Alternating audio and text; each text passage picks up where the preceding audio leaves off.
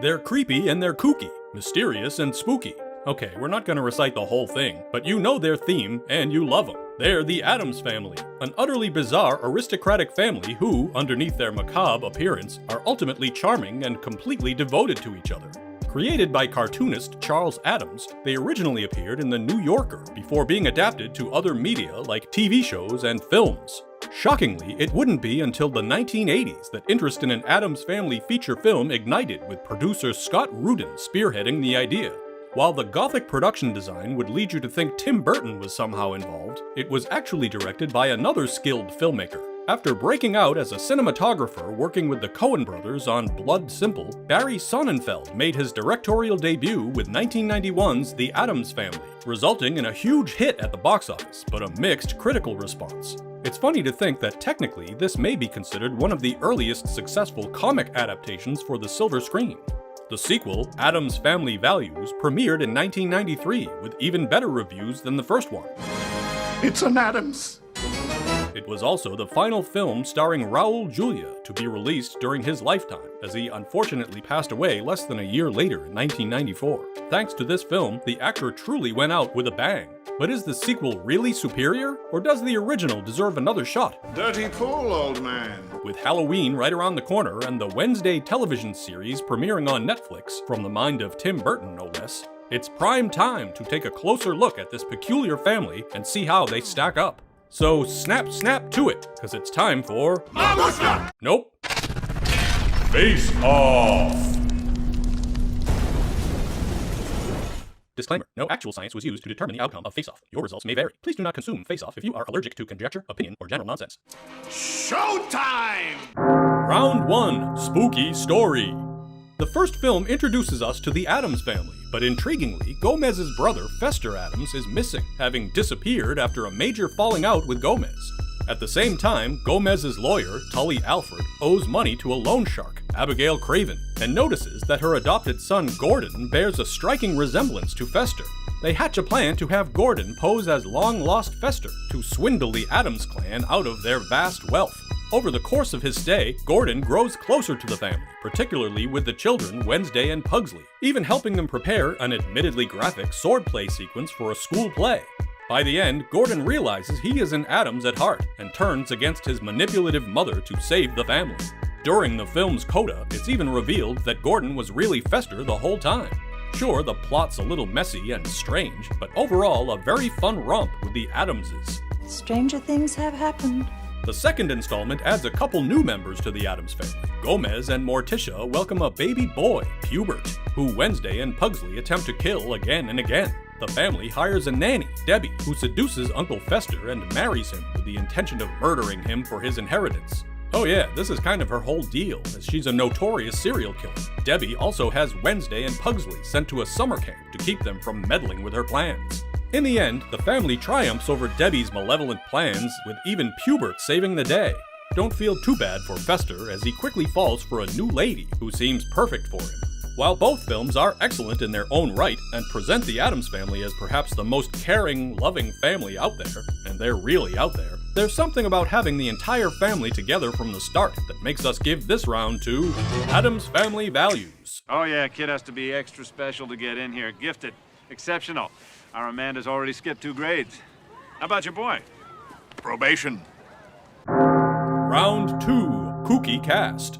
The first film introduces Angelica Houston as Morticia Addams, with her perfectly fixed Bela Lugosi Dracula lighting on her face.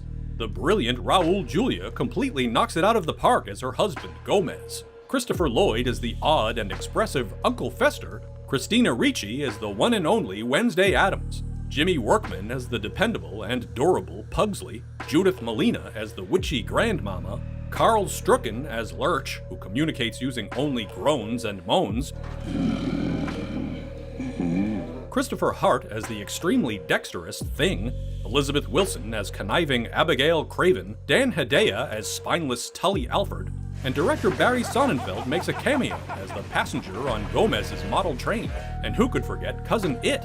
Everyone keeps asking where he bought his costume. It is a wonderful hat. For the sequel, the entire cast returns as the Addams family, with the exception of Judith Malina, who was replaced by Carol Kane in the role of Grandmama. No disrespect to Judith, but Carol Kane is a massive upgrade. An axe that takes me back. This time around, Joan Cusack joins in on the fun, playing psychopathic serial killer Debbie Jelinski. A young David Krumholtz pops up as Joel Glicker, Wednesday's love interest. Peter McNichol and Christine Baranski appear as Gary and Becky Granger, the annoyingly chipper camp counselors. Mercedes McNabb plays Amanda Buckman, Wednesday's nemesis at Camp Chippewa. Fun fact, McNabb also played the Girl Scout in the first entry. Do we have a deal? Are they made from real Girl Scouts? There's quite a few cameos in the sequel compared to the first installment, too. Barry Sonnenfeld and comedian Julie Halston cameo as Joel's parents. Nathan Lane appears as the police desk sergeant, and funny enough, Lane would eventually go on to play Gomez in the Addams Family Broadway musical. David Hyde Pierce makes a brief appearance as a delivery room doctor. Tony Shalhoub plays horny bar patron Jorge in one of the most random scenes from the film. Macho man, I got to be a macho man. And Cynthia Nixon shows up as a potential candidate for the family nanny. While the cast is aces in both films, and Angelica Houston deservedly earned Golden Globe nominations for her performance in each, Cusack and Kane's inclusion helped tip the scale here. You took me in, you accepted me. But did any of you love me?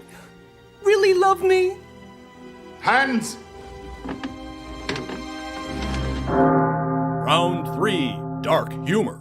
Both films are peppered with heightened visual gags and hilarious one-liners, with the Addams Family unique brand of grotesque humor. Throughout both films, the slapstick, especially between Gomez and Fester, is incredible to watch. Honestly, any scene between the two is always ripe for comedy gold. 2 out of 3? The opening, with the Addams Family pouring a steaming concoction on carolers, is gloriously gross and sets the tone expertly.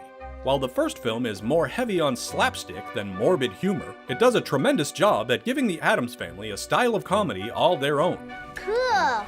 For the follow-up, even the title itself is a clever play on words, and the tongue-in-cheek approach to the sequel is a very smart move. These Addams men, where do you find them? It has to be damp. The opening sequence at the hospital really gives every character a moment of hilarity to start the show. Throughout the runtime, you have Raul Julia dialed to 11, and Christina Ricci crushing it as Wednesday Addams. There are so many memorable laughs like the hysterical nanny interviews. Where is that baby? Which part? Along with countless visual gags, even subtly staged in the background. The sequel gets a lot of mileage out of the summer camp setting, and even out of Pubert's antics. Not to mention that it's always amusing to see Debbie try and fail to murder Fester, similar to the children with Pubert. The entire police station scene with Gomez losing his shit is too good not to bring up. I seek justice! Denied! Or how about Debbie burning to a crisp and leaving nothing but ashes behind at the climax? It's too bad things worked out that way, as I'm sure the Addams would have loved having a serial killer as part of their nonconformist family. Yes, both films are extremely funny. However, the original retained more of the madcap approach that the 60s sitcom possessed, while Addams Family Values is played more for pitch-black laughs. That poor girl. Lurch. Was she in there before you baked? For that reason, we gotta give this round to Addams Family Values. Isn't he a lady killer? Acquitted. Disagree? Leave a comment in the comments, and take a moment to subscribe to our channel. Or else. Round 4, Black-Hearted Villains. Even though Uncle Fester functions somewhat as an antagonist in the original, it's really his adopted mother and her partner in crime, Tully, who are the real villains. The mother is truly wicked and downright abusive, knowing exactly how to control Gordon to muscle her way into getting what she wants. And she's not afraid to bust out a bad German accent either. God, tell it on the mountains. He is your brother. Tully is a cunning fool and in a loveless marriage with his wife, Margaret. Don't worry about her. Before the credits roll, she hooks up with Cousin It. Even the judge is shown as basically corrupt when he takes the opportunity to evict the Addams family from their home with great relish. Gomez Addams, I believe these are yours. Thankfully, everyone gets their just desserts by the end. Are they dead? Does it matter? In the sequel, Joan Cusack really shines and brings a lot of physicality to the role. Debbie poses as a caring nanny before revealing her true nature as a greedy monster. I can show you all my references so you know I'm not a homicidal maniac. Of course you're not. You're too young. She lies to Gomez and Morticia by telling them that the kids are dying to go to summer camp, so the parents send them away. There, the two siblings encounter secondary antagonists in the form of overly cheerful camp counselors, as well as goody two-shoes Amanda Buckman.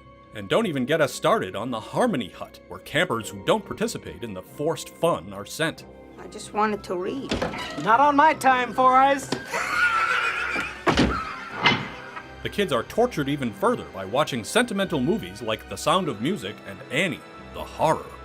In both films, the main villains scheme to take advantage of the Addams family, usually by means of Uncle Fester.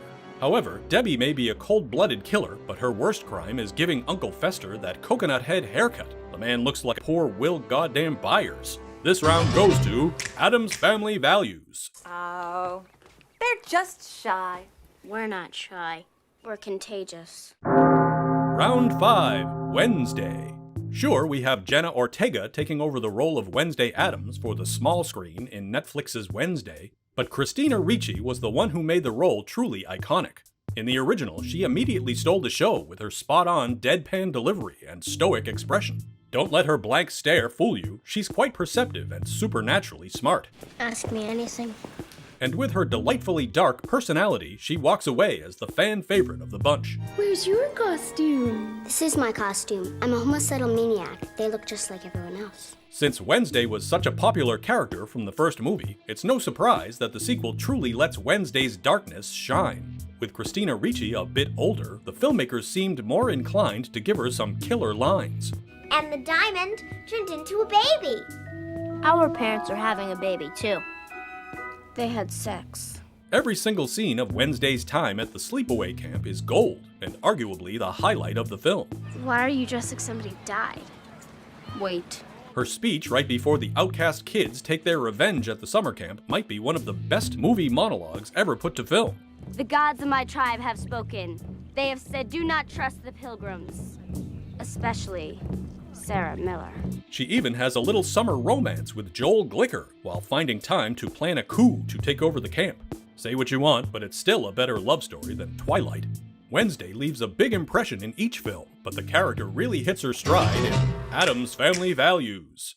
Is that your bathing suit? Is that your overbite? Round 6, Musical Numbers. The original film gives us that incredibly fun song and dance number known only as the Mamushka. It actually ran longer in the initial cut, but sadly was shortened following negative response from test audiences. Thankfully, the film was re-released in 4K with the extended version of the Mamushka. The sequence also foreshadows that this is the real Fester by demonstrating he has somehow retained the muscle memory of this complex choreography. That's our theory and we're sticking to it. The film even featured a theme song by MC Hammer called Addams Groove.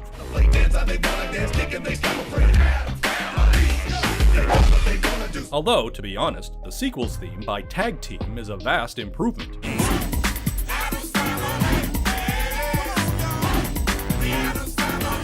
As for the actual film, you could count the rehearsals and the camp play itself as a musical number, but it's nothing stunning outside a middle school auditorium. Sure, the sequel does feature that kinetic dance sequence between Gomez and Morticia at the restaurant where he spins her like a top, but how could you possibly top the Mamushka?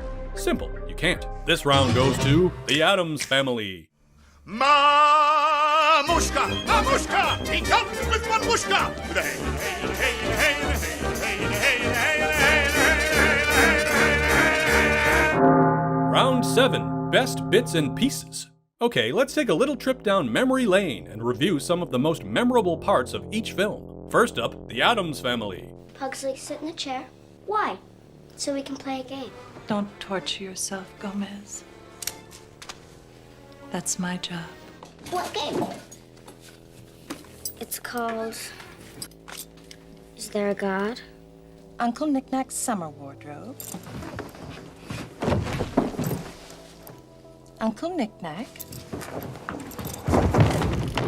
Some called him inhumanly evil. No. Only our parents. I called him brother. Is that for your brother? I don't think so.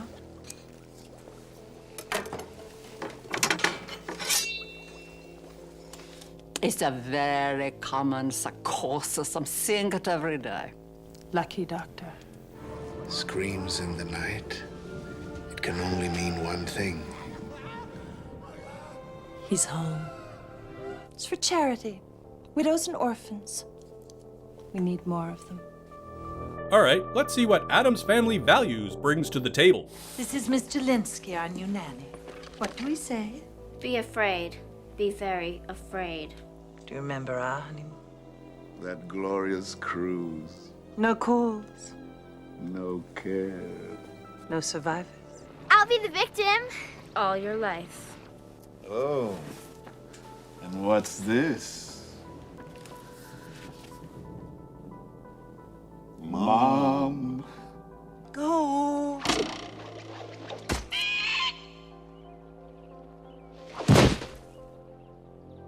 It's an American bald eagle.